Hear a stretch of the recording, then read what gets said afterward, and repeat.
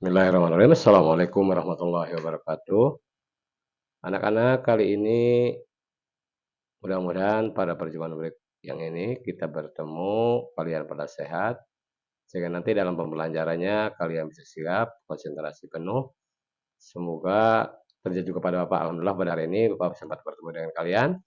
Kita lanjutkan pada ini, kita akan melanjutkan materi berkenaan dengan bab 4 yang bertema hidup lapang dengan berbagi. Yang salah satu materinya adalah berkenaan dengan rukun Islam yang ketiga. Baiklah, sebelum ke pembelajaran, barangkali di antara kalian ada yang masih ingat, yakin Bapak masih ingat nih. Untuk kalian, rukun Islam yang ketiga, coba ayo. Kamu yang paling pojok sana, ingat?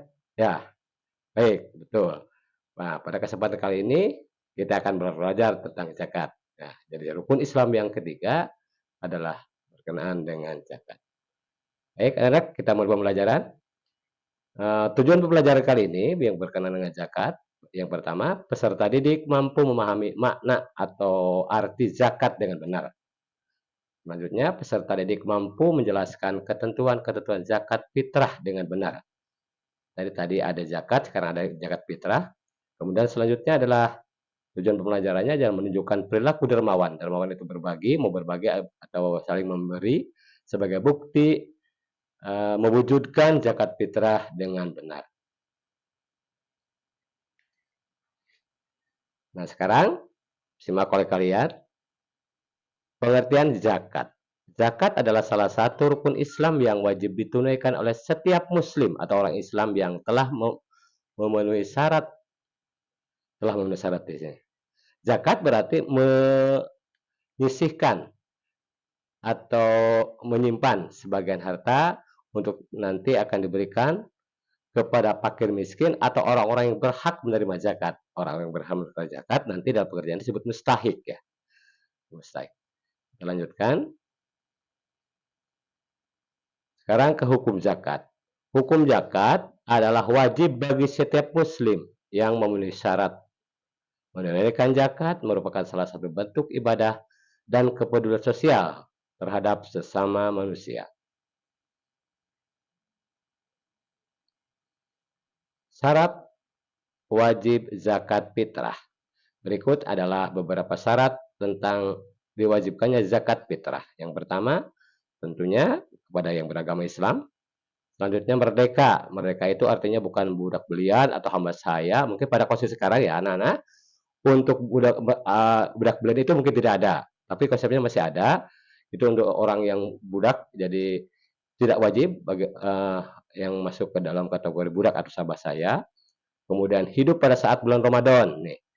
Jadi karena nanti berkenaan dengan zakat fitrah, pembayarannya atau memberikannya itu diawali masuk ke bulan Ramadan sampai akhir bulan Ramadan sebelum dilaksanakan sholat Id Idul Fitri. Nah, itu waktu pelaksanaannya. Maka ketentuan yang ketiga syarat wajib zakat fitrah adalah hidup pada saat bulan Ramadan. Selanjutnya, memiliki kelebihan rezeki atau kebutuhan pokok untuk malam dan hari raya Idul Fitri. Ya, selanjutnya yang terakhir untuk syarat wajib zakat fitrah adalah mampu atau berkecukupan untuk memenuhi kebutuhan pokok sehari-hari termasuk orang yang dinafkahinya.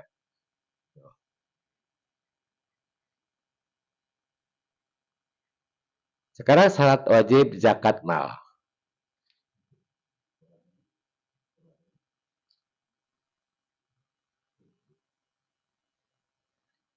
Ya, sekarang syarat zakat mal. Bapak ulangi dulu ya bahwa zakat itu terbagi dua ya. Terbagi dua, yang pertama zakat nafs atau zakat fitrah, yang kedua zakat mal. Tadi yang Bapak sebutkan di awal adalah zakat nafs atau zakat jiwa atau disebut zakat fitrah yang biasa pada bulan Ramadan kita berikan. Kalian juga mungkin sudah merasakan sebab kalian juga beberapa tahun yang lalu sudah melaksanakan zakat fitrah itu diserahkan ke sekolah ya. Jadi sekarang ke zakat mal. Zakat mal itu artinya zakat harta benda. Bisa saja harta penghasilan orang tua kalian atau misalnya orang tua kalian sebagai petani, sebagai peternak, itu bisa harus dikeluarkan zakat malnya. Nah, berikut adalah beberapa syarat wajib zakat mal. Yang pertama adalah beragama Islam, kemudian tentunya harus balik atau dewasa. Kalian juga sudah tahu kelas 5 sudah belajar apa itu dewasa ya, balik atau dewasa. Kemudian berakal sehat, bagi berakal sehat ini dalam arti berarti orang yang gila atau yang eh, batinnya terganggu, maka dia tidak wajibkan untuk zakat mal ini. Kemudian selanjutnya adalah merdeka, seperti tadi dalam syarat wajib zakat fitrah merdeka itu berarti bukan berarti anak belian atau budak belian atau hamba sahaya ya. Selanjutnya adalah milik penuh. Milik penuh itu artinya bukan ada kerjasama atau batonan kalau bahasa ini. Jadi dia memiliki penuh, bukan harta benda yang di dipisah-pisah atau bagian-bagian lain, jadi khusus penuh milik pribadi. Selanjutnya adalah mendampingi sob. Mendampingi sob itu berarti takaran tertentu untuk memenuhi bagaimana bisa dinunaikan zakat. Jadi kalau menurut perhitungan belum sampai nisab, misalnya emas, emas itu jumlah kelihatannya 1 tahun perhitungannya adalah 82 gram setahun. Maka kalau belum mencapai 80 gram, maka emas tidak wajib untuk dikeluarkan, gitu ya. Jadi ada nisab-nisab tertentu berkenaan dengan zakat mal ini.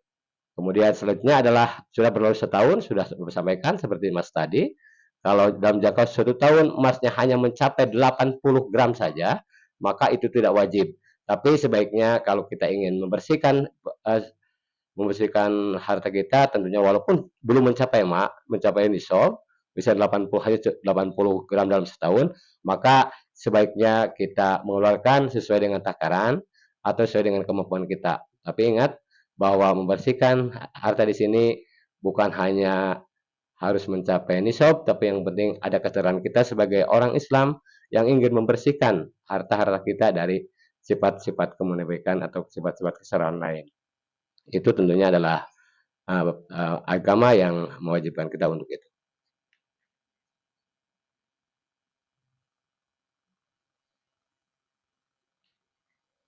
Ya, setelah barangkali kalian kurang jelas, tadi Bapak ulangi bahwa jenis-jenis zakat itu ada dua.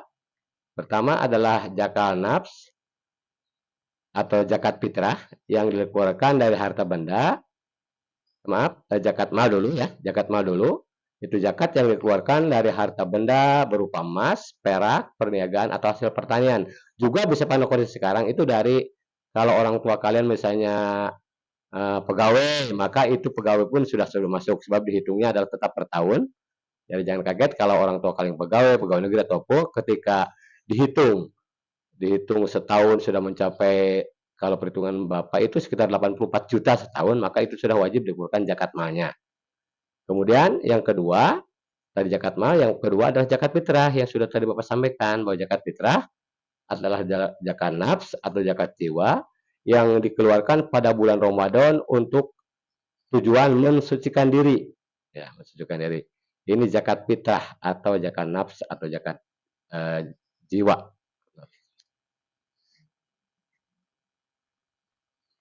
Nah, selanjutnya siapa saja yang berhak menerima zakat? Nih, ini tadi sudah Pak sampaikan bahwa orang-orang yang yang berhak menerima zakat, penyaluran zakat maksud Bapak yaitu namanya mustahik.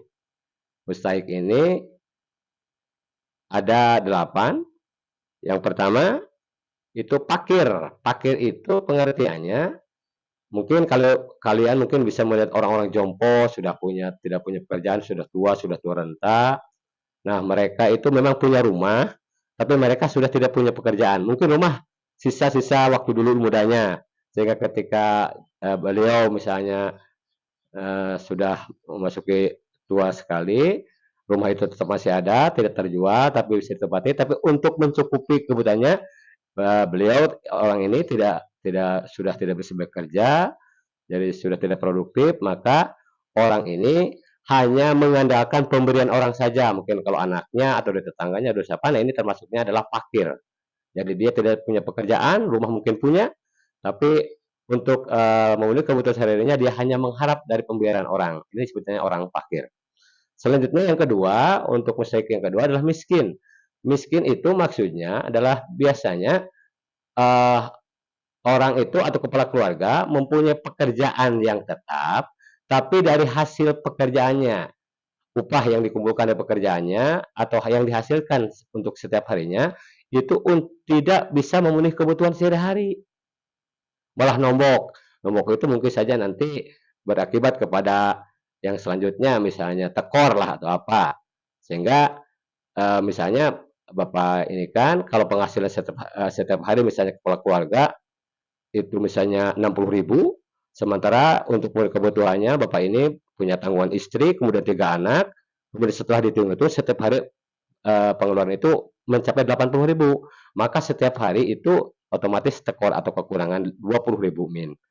Nah, itu disebutnya orang miskin ya, patokannya miskin. Selanjutnya adalah amil zakat atau amilin biasanya buat amil. Ini orang yang bertugas mengelola zakat dari menerima, kemudian mendistribusikan atau membagikan kepada orang-orang yang berhak menerima zakat, baik zakat mal maupun zakat fitrah. Ini namanya amil zakat. Ya, mungkin kalian ketika misalnya zakat fitrah di masjid atau termasuk ketika kemarin di sekolah juga Bapak selaku ambil zakat sekolah untuk menerima zakat-zakat dari kalian pada tahun kemarin. Itu namanya amil zakat ya. Selanjutnya yang keempat adalah mualaf. Mualaf itu adalah orang yang baru masuk sekali Islam awal-awal lah. Orang yang baru masuk Islam awal-awal yang karena keyakinannya, karena akidahnya belum begitu kuat, maka untuk penyaluran zakat fitrahnya perlu diberi sebab untuk memperkuat mereka. Ini tentunya adalah syiar syiar Islam di samping tetap kita memantau bagaimana perkembangan keimanannya untuk orang yang mualaf ini, termasuk juga ada kepedulian dari umat Islam untuk berbagi kepada mereka-mereka yang masih masih rentan keimanannya karena mereka baru memasuki Islam atau baru mualaf. Gitu. Selanjutnya yang kelima adalah rikob. Rikob itu adalah tadi sudah saya sampaikan, ada rikob itu adalah budak belian atau budak lah, budak belian yang mungkin pada kondisi sekarang mungkin tidak ada, mungkin Bapak ya, kurang benar di luar sana mungkin, tapi karena kita hidup di Indonesia, Bapak juga tidak mendengar adanya rikob untuk sekarang.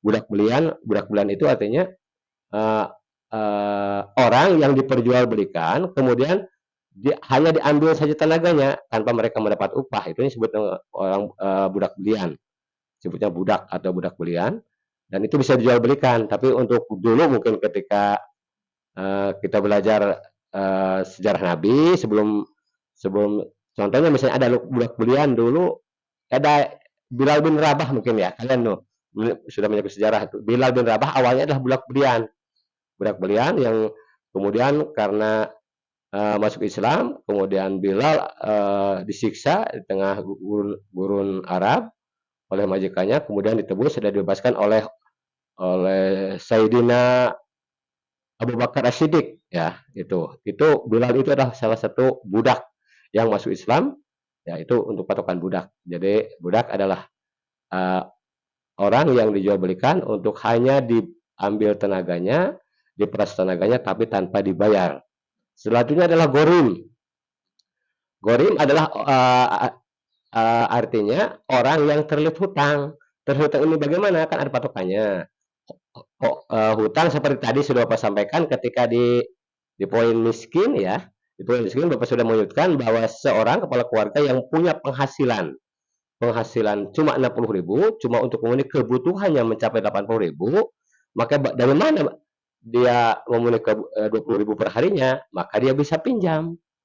Nah, tujuan gorim seperti ini masuk kategori gorim. Jadi Bapak yang tadi 20.000 min bisa pinjam ke tetangganya dan setiap hari dia tidak bisa menyicil, tidak bisa membayar. Kemudian suatu ketika misalnya berhadapan dengan bulan Ramadan, nah maka orang yang seperti ini setiap hari 20.000 dari ketekoran resiko hidupnya dari penghasilan, maka ini sudah masuknya kategori gorim. Jadi gorim pada dasarnya memang semua orang berhutang, tapi gorim di sini adalah gorim untuk memenuhi kebutuhan hidup sehari-hari. Bukan gorim kita bergaya-gaya mewah, ya seperti itu ya. Jadi artinya gorim orang yang terlilit hutang, tapi hutang ini hutang untuk memenuhi kebutuhan hidup, untuk memenuhi kebutuhan makan sehari-hari. Jadi bukan kebutuhan yang lain, apalagi untuk perbelanjaan. Itu kategori gorim. Selanjutnya yang ketujuh untuk mustahik itu adalah fisabilillah.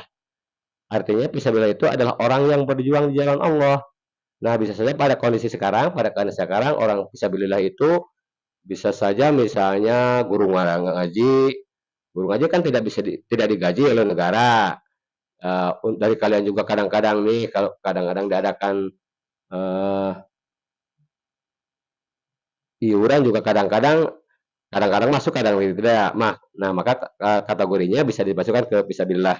Jadi fisabilillah ini dalam arti siapa saja yang eh, memberikan sumbangsi atau berlaku demi demi yang niatnya karena Allah, masuk kategori fisabilillah. Tadi seperti guru ngaji, atau mungkin kalau kalian lihat misalnya imam-imam musola atau siapa saja yang itu dilihat bahwa mereka adalah tanpa gaji, tanpa diupah, maka ini sudah masuknya kategori fisabilillah yang bersaut paut dengan kebutuhan orang banyak, dan itu bisa memberikan manfaat kepada mereka orang banyak, maka termasuknya adalah fisabilillah.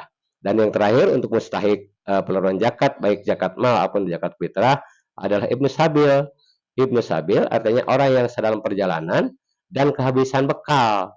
Nah, mungkin uh, ini mungkin bisa saja terjadi, uh, orang itu misalnya datang dari daerah luar misalnya atau dari beda kabupaten, kemudian singgah ada tujuan khusus, ada tujuan tertentu kepada kampung kita, kemudian pas sampai sini mungkin tujuan tujuan dia adalah misalnya menagih atau apa misalnya ke tujuan sini, sementara pas sampai sini bekalnya habis, sementara dia mengharapkan untuk pulangnya itu mengharapkan dari hasil dia menagih. Nah, maka orang seperti ini bisa dikategorikan ibnu sabil, sebab untuk pulang ke daerah tempatnya semula dia tidak mampu, maka insya Allah yang ini tidak menyalahi aturan atau tidak menyalahi agama untuk dikategorikan ibnu sabil. Selain misalnya orang-orang yang dalam perjalanan bentuk yang lain yang apalagi misalnya ibnu sabil ini berkenaan dengan orang yang mencari ilmu atau apa yang kebetulan kehabisan bekal, sementara untuk pulang itu tidak ada bekal, tidak ada untuk ongkos, maka ini bisa insya Allah bisa dimasukkan kepada kategori sabil. Mungkin itu untuk penyalur zakat mal ya, atau zakat fitrah. Jadi ada 8 asnaf, 8 yang termasuk mustahik. Bapak ulangi, pertama fakir, kemudian 2 miskin, 3 amil atau amilin, kemudian 4 mu'alaf, yang kelima rikob, budak asahaya atau budak belian, kemudian orang yang berutang disebut gorim, kemudian orang yang berjuang di jalan Allah namanya fisabilillah, dan yang kedelapan adalah ibnu sabil atau orang yang dalam perjalanan dan kehabisan untuk bekal. Itu mungkin 8 asnaf yang kategorinya mustahik atau yang berhak menerima zakat. Nah, kenapa agama atau kemudian ini adalah Islam mewajibkan untuk adanya zakat bagi mereka-mereka yang mampu? Tentunya ini banyak manfaat yang bisa eh, dilihat. Yang pertama adalah manfaatnya diantaranya tadi sudah Bapak sampaikan, sempat singgung bahwa manfaat untuk zakat bagi muzakinya atau yang memberikan zakatnya adalah eh, yang untuk membersihkan harta ya, untuk membersihkan harta atau mensucikan diri atas harta-hartanya. Makanya dalam izin kabul itu biasanya amilin itu mendoakan semoga amilin atau yang menerima zakat itu mendoakan semoga zakat yang Bapak berikan itu mampu membersihkan harta benda yang tersisa di Bapak atau di Ibu misalnya. Itu tujuannya adalah untuk membersihkan harta dan mensucikan diri. Ya. Yang selanjutnya manfaat dari zakat adalah tentunya tadi karena zakat ini untuk dibagikan atau disalurkan kepada mereka-mereka yang berhak menerima zakat atau mustahik tadi, maka tentunya adalah membantu bisa membantu fakir miskin dan orang-orang yang membutuhkan dari penyaluran zakat tadi. Ini tentunya bagi mereka yang kekurangan tentunya sangat terbantu dengan ini. Dengan demikian si kaya bisa berbagi dan si miskin bisa merasa dibantu oleh mereka-mereka dengan dari zakat ini. Selanjutnya yang ketiga adalah menciptakan pemerataan kesejahteraan sosial.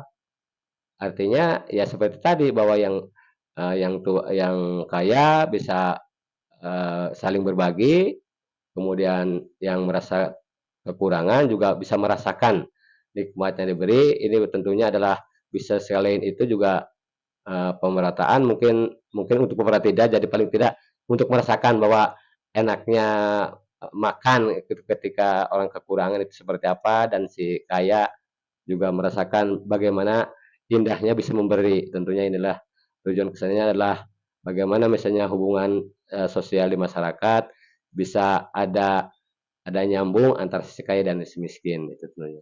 Dan selanjutnya adalah manfaat yang berikutnya adalah memperkuat rasa solidaritas dan kepedulian sosial. Solid itu solid artinya kompak, kepedulian itu ya merasakan bahwa bagaimana kita misalnya eh,